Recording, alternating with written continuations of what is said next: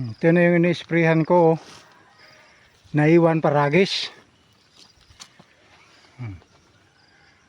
Patay yung ibang damo. Pero yung buhay, paragis. Ang kapal pa rin ng paragis, oh. Pagkatapos ng bagyo, ito na yung itsura ng mais namin. Buti na lang hindi dumaan ang hangin dito kahit signal number 2 dito sa amin.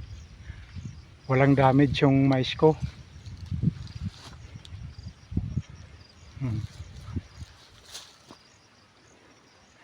Pero yung damo nga niya yan, paragis pa rin, oh.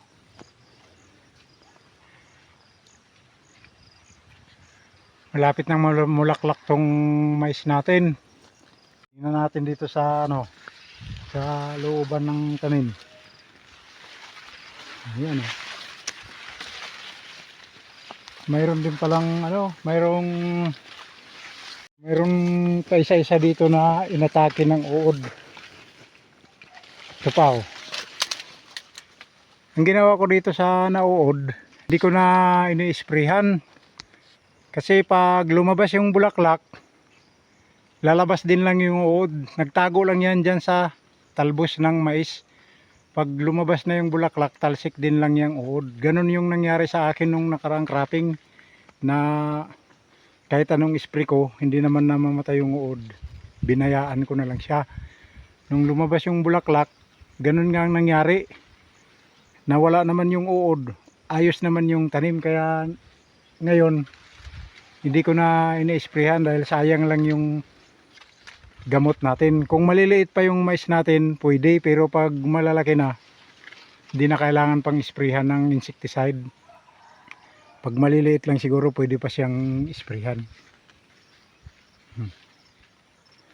Buti na lang hindi tayo tinamaan ng bagyo kahit na signal number 2 dito sa amin.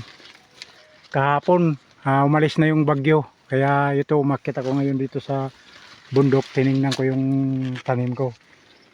2 linggo simula nung na-sprayhan ko to. Ito, buhay pa rin yung paragis.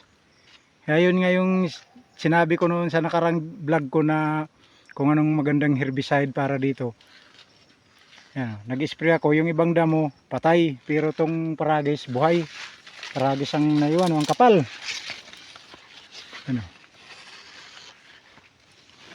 So, okay na siguro yan.